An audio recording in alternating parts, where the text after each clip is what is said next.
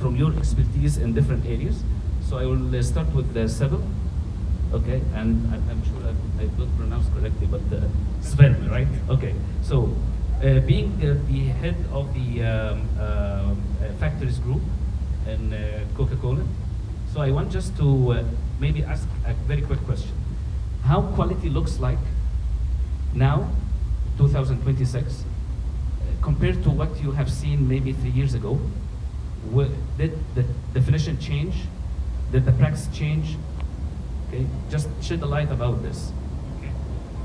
So first of all, thank you for the question, and I go in dangerous territory because I'll have to see what Michael will judge about me after. Because obviously, in 2023 we were starting to adopt a scaled agile framework. We had done agile projects in the past, and we went into product management and agile at large. I would say across the portfolio. Today we run 130 products serving 27 markets and 30,000 end users and more. And for us, even if your data is not showing it, we need to talk it.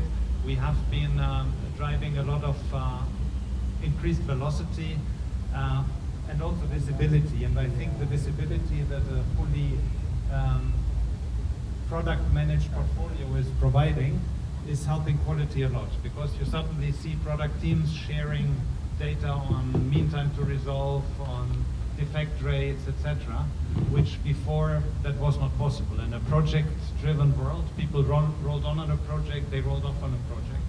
So now for us, we see that this productized ecosystem which we built is a very good basis for also applying AI.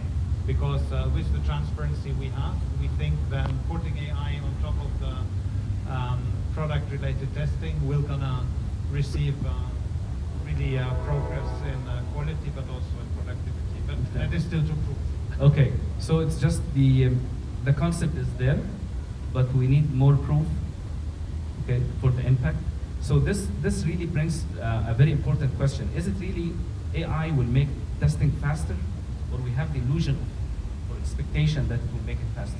So maybe to Marx, if you want to maybe shed a light about, is it really a fact that AI will make it faster, or we are just prepared psychologically that it should be faster? Absolutely, and thanks for the invitation, first of all. From my perspective, we see that, of course, there are certain accelerations in testing processes. Depends on the step.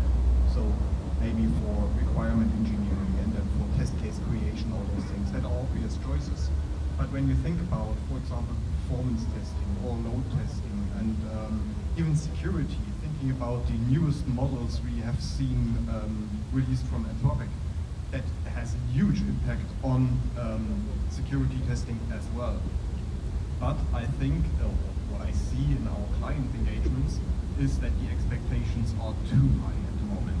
And at the same time, the development output increases significantly.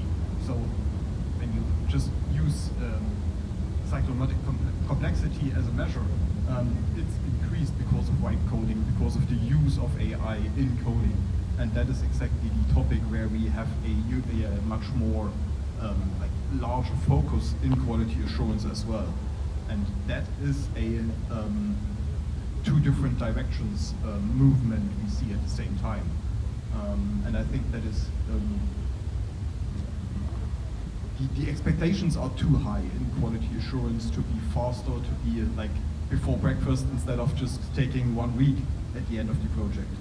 So from the as a conclusion, I would think that it will still take a while to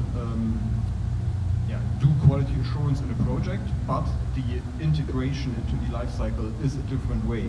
So start in the beginning, do more shift left, we heard earlier, for example, is a huge topic, and then use the capabilities as you have, but still keep the human in the loop is a huge topic. And I think that's a very important point, because actually if you compare what happens in medical sector, for example, when you implant something new, a new origin to the human, you need to do a lot of pre-test, right? To ensure that this new organ that will be implanted will not be rejected by the body itself, right? But in software and IT, we don't do that. We just implant things and let it go, and then we see what will happen, right? So maybe my question to Joel, I would say I will use not really a very technical terminology in IT, but if we implant AI in the organization, hoping to be faster, more productive, more accurate, maybe, with a lot of doubts. So how do you see this in terms of adding AI to just ad hoc process? Many people fail to realize the value because they implanted without even know if it will deliver or not, just for the sake of saying that we use AI. Everybody sees that we need to use AI, but how to use it, where to use it, how to implant it in the organization is not something clear. So from your experience, how did you do that? What did you see before for practical experience? Okay. First of all, I would like to say thank you for having me here. So one of my colleagues has said that Egypt feels like a second home, for sure. So thank you for having me here. It's a very, I will say, warm home, but nevertheless a second home. It's really hot. So regarding the question, yes. So the technology, especially in our days, it's evolving quite fast. Sometimes it's not even weeks, it's days, and we were not used to that. We were not used to this fast pace, and especially we as a testers, we don't like this instability, right? We like to know what to expect for, and today we don't. We don't because AI brings all this stability, new things are coming out every single day, and also because of the let's say the nature of AI itself, right? This hallucination, this randomness. So we are in a world that we don't feel safe as a testers. So we need to adapt. We need some stability. And that's okay. The technology always evolves faster than everything else. We have the technology and then we think how to use it. We think how to regulate it. We think how to do the governance, right, of it. So that's the normal way of things. And for software testers, we have the fundamentals of software testing. So even when the technology changes, the practice, the best practice, the test design techniques, like boundary value analysis, like pairwise testing, like test data driven, all of those remain valid. The testing principles are still valid. So that's our baseline for good software testing. AI is just another tool. We had tools in the past. This is just another one that will not damage us, but the baseline, the fundamentals, that's where we should stand everything. That's our leverage to good software testing.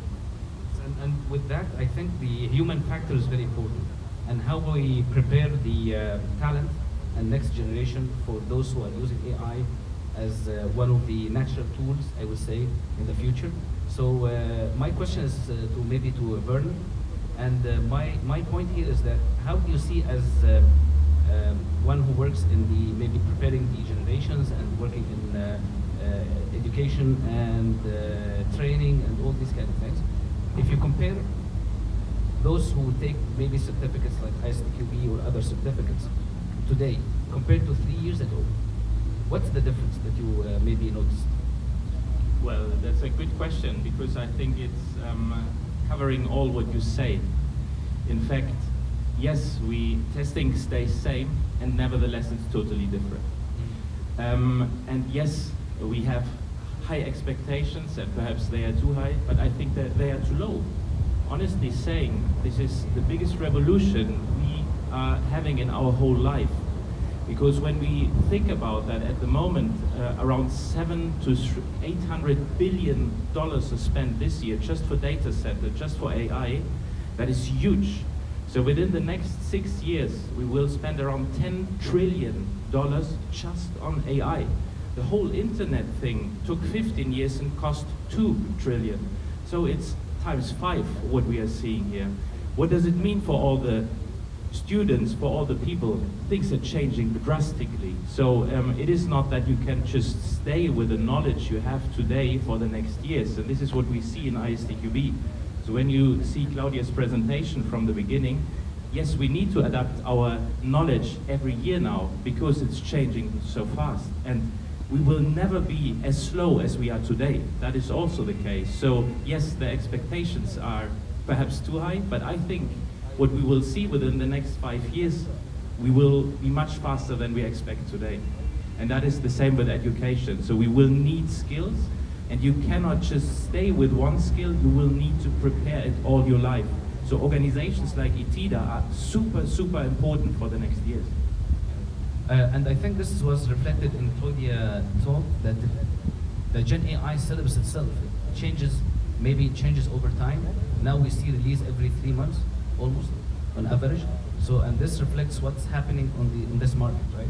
So we need to keep updating and training and receiving knowledge. So if you receive the certificate, it doesn't mean that you're already on top of the knowledge now. So you need to continue learning and look for the other and upgraded syllabus that will happen. Absolutely. Yeah.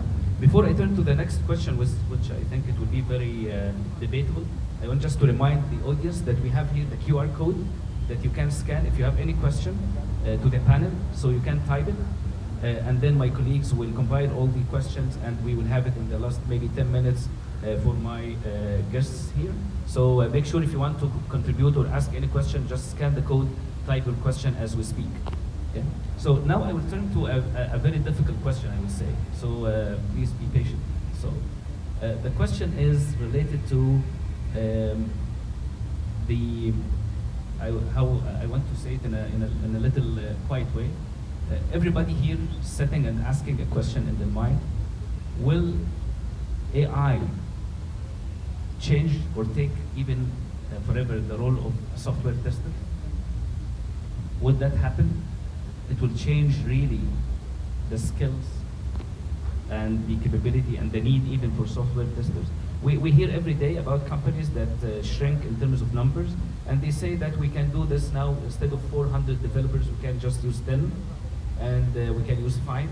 And we hear a lot of numbers that are maybe horrifying for many people. So is it the same case for the software testing?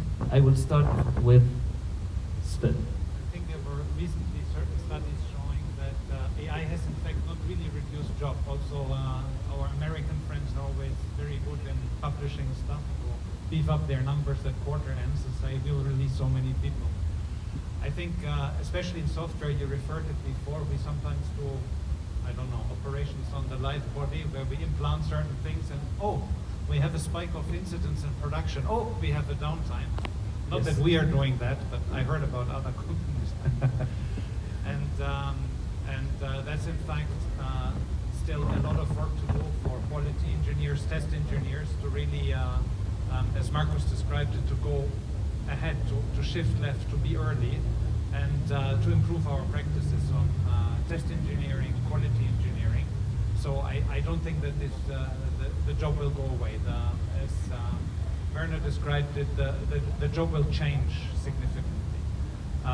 Because while in the past when I met my first testers, they were like creating test cases like crazy and going through tests, and this is a job which hopefully will be automated partially, but also assisted by AI to make us faster, as it was described. So, but you need the human brain, and it's not only the human in the loop. That sounds a bit, for me, even degrading the importance of the human. The accountability, if something goes wrong in production, I cannot go to the agent and say, hey, my dear agent, you made a mistake. The call from the customer will come to a human, at least in the moment. And I think that will stay for a while. And it's the human who uses the agent. And we heard about, again, companies which use, I think it was Anthropic and some API, and they wiped their production system. And not only this, they wiped also their backups. This was a few weeks ago, yeah. Exactly, and then you think, well, okay, now they're blaming the API, I think, of that internet, this infrastructure provider, and Anthropic said we did nothing wrong, we just did. But in the end, it was the human who was accountable to the decision that this thing will be executed and will move into the production. And I don't want to be in the shoes of this human. I think it was even the company owner themselves, which is tragic. But that shows for me it's really the human, the tester, the test engineer, the quality engineer, which is accountable together with the product manager and the software engineering team before we put a feature in production, that it's really on the right quality level. And this we cannot replace by agents or... I think every conference I went to, talking about the AI in any domain, they say the same thing. I mean, the task and the role will change, but they will be there. I mean, this is always the message that is delivered. Everything will change. We know that AI will change everything. But the key question and the problem here in software testing in particular is this area in particular experienced a lot of changes over the last decade by the automation. Okay, so when software automation came to practice, I mean, everybody used that, right? The software automation, you automate your test cases, you automate your performance test, and it changed the software testing industry, but actually it didn't wipe the role of the human, right? Even it didn't reduce. Actually, we need more expertise, and people want to learn more about the automation because the human is still centric. And this is the discussion that confuses the software testing community, the relation between automation and the AI. And I think the AI does more cognitive activities than automation, okay? And this is why there is a difference. But still we can debate that we will need testers to run agents and to run AI, even if we have this tool maybe growing over the coming few years to be really fantastic. So, yeah, if Werner can you comment on that? Yeah? Well, I think it will be the case that testing will be more important. I think it's the opposite. So I heard presentations, there will be no testers anymore. Yeah. That's absolutely wrong. I think we are creating so much code at the moment, like never before. Exactly. It's like Donald Trump saying never before, but it's the case. It's like never before. And so we need people to test it because these codes have biases, these codes have problems, and we need the people to test it. So if you are a tester, this is a perfect job. And this is something which will last for the next decade for sure. And there will be no AI replacing you. You are the one when you keep running what the time is bringing you. So you need to be keeping you on track, and then that's important. So keep your skills, train yourself, and move ahead. Okay, I will take from your point here before I ask maybe Marcus and Joel. We have now a tension between the coding and the testing. As you mentioned, this is a very important point, and I think also Michael referred to it before. Now with AI, we can generate a lot of code.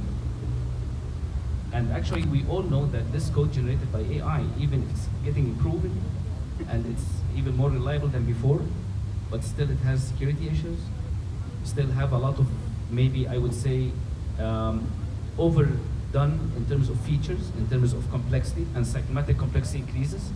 So would that be a way to think that the tester role will be even more difficult because of this ad hoc, I would say, ad hoc generation of code and features? It makes it much easier now to build the code, right? But it makes it more difficult for the tester to test the code generated by the AI. So maybe I will turn to Marcus first. What's your take on this? I mean, if I want to phrase the question in a very specific way, when AI helped the coder to develop more code, make it faster, make it easier, and so on, would that put more pressure and technical depth on the software testing? Thank you for that question. And yes, I think that it will put more pressure because you do have to test more in less time. That's the expectation we discussed earlier in your question. And I might tell us a little story about that.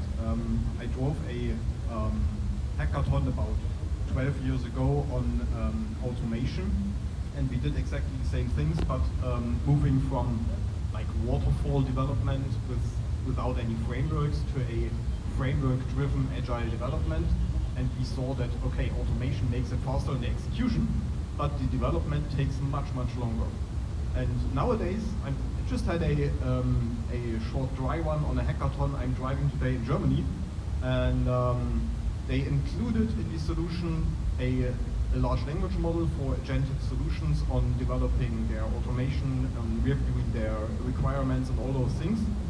But as well, they included a neural network to solve a couple of engineering issues within their solution. And that put so much depth in the in the testing solutions that it went wrong today in the try one.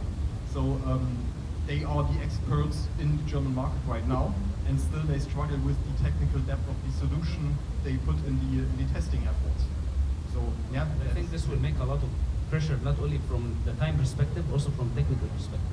So Joel, if you want to comment on this one, because I think you have also experience in that in your company as well. So yeah, I can talk a little bit about that. So when we are talking about Gen AI, Gen AI is quite good at scale, at speed.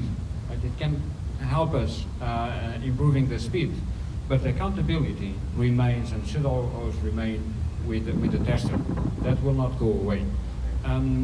Also from the point of view of measurement, right? When we are talking about speed, we are always talking about how to measure. We are talking about how to measure the return of the investment. So the traditional metrics that we use, they were more pointing or focused on the quantity. Right now, that's not relevant anymore because we can just go to ChatGPT and it will give us thousands of tests. But keep in mind, more tests does not mean more quality. It means one thing for sure, more maintenance.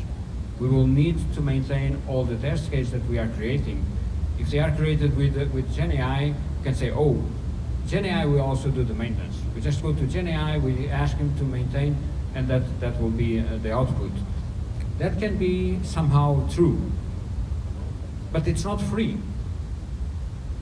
When we are talking about Gen AI, everyone believes, oh, it's quite easy and quite free. It's not. You need to have training, because in the end of the day, it's still a tool, and we forget that. A fool with a tool is still a fool. The problem with Gen AI is that it's a very powerful tool. What that means is that it's still a fool with a tool, but it's now a more dangerous fool, right? Because the harm that it can do is much more, it's much higher. So Gen AI will work as an amplifier. If you are doing the things right, it will amplify what you are doing. But if you are doing the things wrong, it will be just even more. So the cost will be there, but times much more. Okay? So we need to be careful on what we are doing with Gen AI, and we need to understand then how to measure the outcome. We need to include the effectiveness. How many defects are we still letting through? Is Gen AI helping us to increase the quality, not the velocity, not the quantity, but the true quality that goes to the production? And another dimension that we forgot is again the costs. So we need also to include on these metrics something that we didn't include before. We had the man months, how many testers, but now it's not just how many testers, it's not how many hours we are spent, but how many tokens we are spent, right? And if you start using Gen AI, you soon realize that you are running out of tokens. And then you go back to the default tools and the quality drops a lot. So we need to bring these new dimensions into the way we are measuring the output. I think this is a very, very, very critical point, because now when you measure the hours of the testing, now you have a unit of measurement that not many people understand. How many tokens this software testing will cost. Before, you can quantify that in terms of the number of testers, as you mentioned, in terms of the number of hours that you spend, right? But now, I doubt that many people understand how many tokens it will cost them to test an application. And this will be a cost factor, even when you do your budget for the costing of your software, right? And this model is not very clear. You mentioned something very important. Can I add just one thing on that, on the tokens? Because right now, most of us are using the free tools, and some of us, we are also using the commercial versions of it. And it's still quite affordable, I will say, right? So we are getting addicted to these kind of tools because they are helping us a lot. That means that in the future, the price can go up, and then we will need to pay because we are already addicted to these tools. So that's a very high risk that we should also keep in mind. But not only addicted, but also you don't have the expertise now that can do a different way from typical testing. And this is the problem. When we talk about draining these skills, Okay, over time, it is much easier, and this is something very important I saw in some companies. They now expect testers to finish their work in a very fast way. It will not take you much time to generate test cases. It will not take you much time to run the test cases. It will not take you even much time to analyze the results of the testing. So now I think testers are under pressure from their management that they can finish their work faster, and it doesn't need actually any technicality. And this is something very dangerous, because now we are sacrificing quality. That's why the sense of speed, which we started the panel with, is it a trade-off between speed and quality? Okay. So maybe Marcus, if you want to comment on that. Thank you. Of course, I think speed is a crucial point. Nevertheless, I see that for some companies it is already that way, that they focus more on increasing the quality, increasing the test coverage using GenAI, reviewing their requirements, doing ambiguity analysis with huge backlogs of additional requirements or existing requirements and all those things.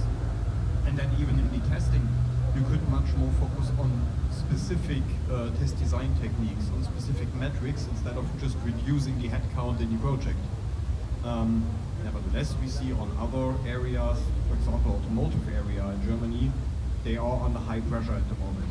And there they focus on, okay, reduce the testing efforts to almost zero. And we already see that test coverage and then even defect leakage to production increases significantly within a couple of weeks. So that's really, really easy. So from my point of view, the focus must be on increasing the quality of the output. So increasing test coverage and doing more with less. That's more or less the topic. And this put a different equation now for test managers and even CEOs when they think about how AI can help them to improve the quality and get speed to market. Now they have to think about different dimensions now, right? One dimension that you mentioned, which is the cost in terms of tokens, because this is a different unit. Another dimension which is very important is about the quality and how to use the time that you spare in improving the quality rather than just getting things faster by AI. I mean, you need to make this trade-off, right? So the one thing that comes to my mind when we talk about, you know, how to use AI or Gen AI and its value. Now, how naturally you can implant AI in your testing lifecycle. This is a very important point, because if you leave it to the testers, they will use free tools, right? Okay, and free tools means less quality, more or less.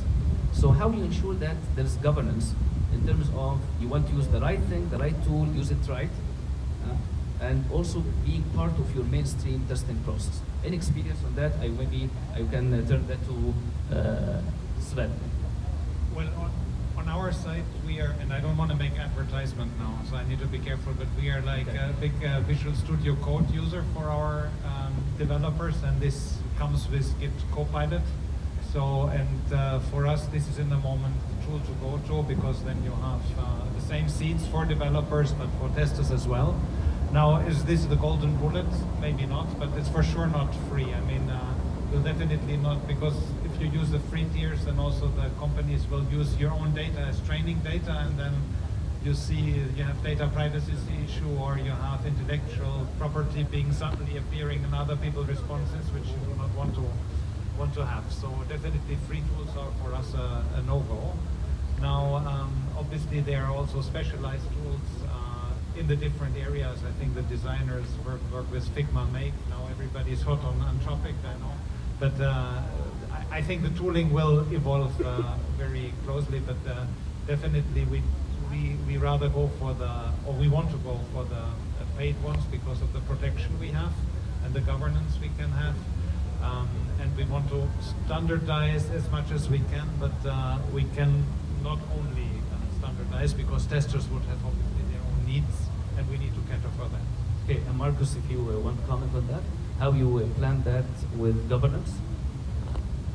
Yeah, and I think I just heard what you said and thought, okay, that will increase even the effort in operations significantly when you drive like thousands of tools within your organization.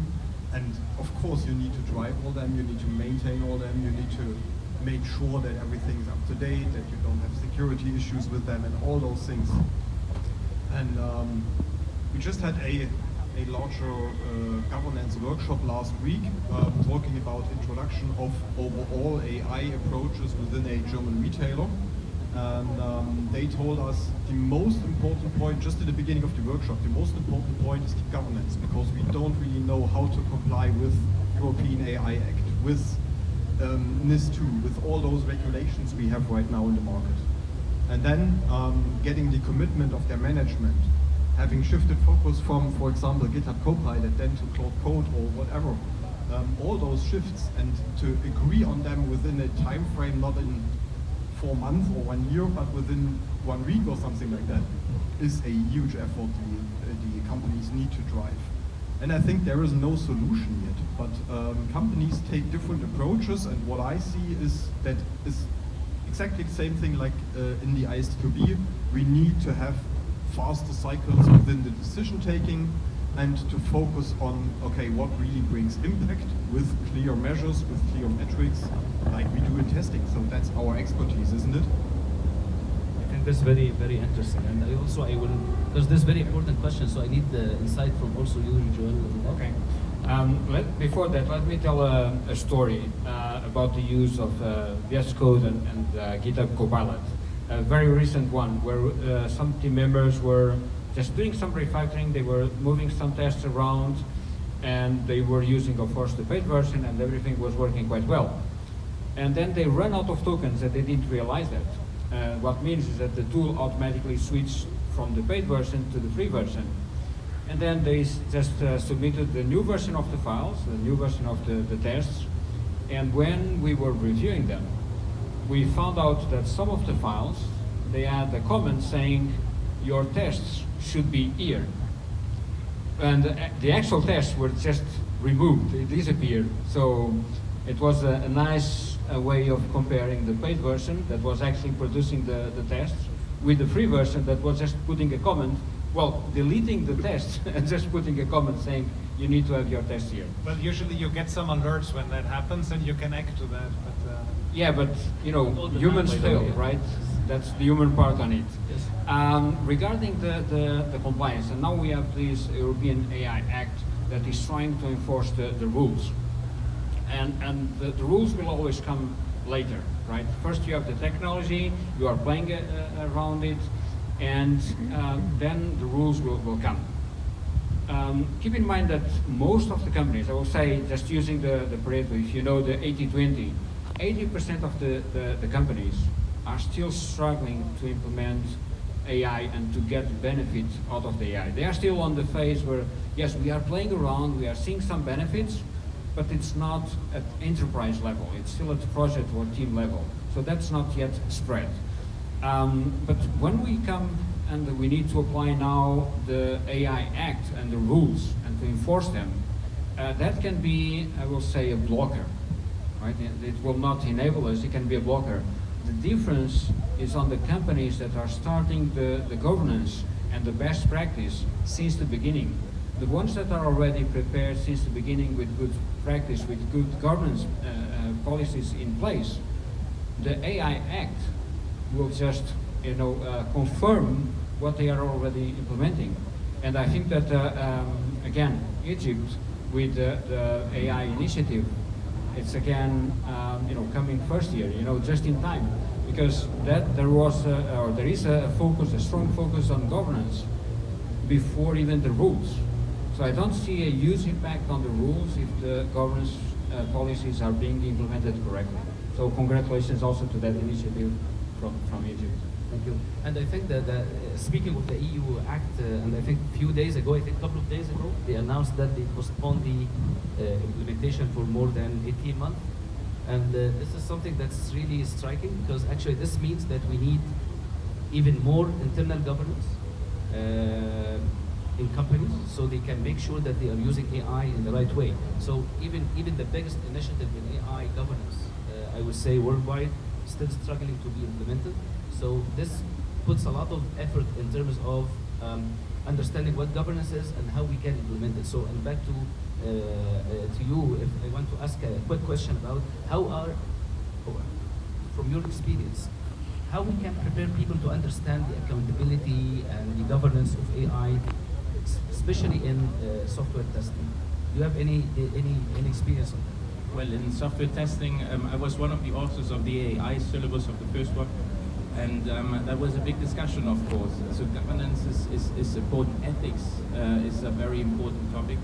And what we also see is that there's different regions in the world. So when it comes to ethics, that doesn't mean that one ethical understanding is the same in your country and in another. We had the example of a car driving down on a bridge, and there's a person on the bridge, and the car needs then to decide, does it hit the person would be dead, or does it drive the car down into the river and the driver would be dead? It was a big discussion because we had totally different outcomes. So based on the European discussion, we said, well, it's the situation who should decide, so there should be no interaction. Then we had some Asian ones from China. They said, well, no, there's better persons and not so good persons. So we have a point system, which is very good, so they can decide. So we said, oh, difficult. And then the Americans said, no, there's people which have a higher worth. And the insurance at the end is the one to decide. So we had different cultures which need to be also brought into these systems and into this discussion. And that is also a very important thing when it comes to governance. We have our regulations in Europe, which are totally different than regulations in China. So the usage of data in China is totally different. What does it mean, nevertheless? We have now German companies going to China, training their things in China, bringing them back to Europe. So it's also creating a lot of issues. And that is a benefit of Egypt, in my opinion, because you are, let's say, somewhere in the middle, and you can play a role in that game as well. So governance, yes, very important. But Europe is also very good in over-regulating. We saw that with data protection. Yes, I know it's shocking, but and that is the same thing what we are trying with AI again. I think at the end, in 2-3 years, the AI Act will look totally different as it is looking today. Yeah, I totally agree. And I think with that, maybe before we take questions from, I think, some of the audience to close the session,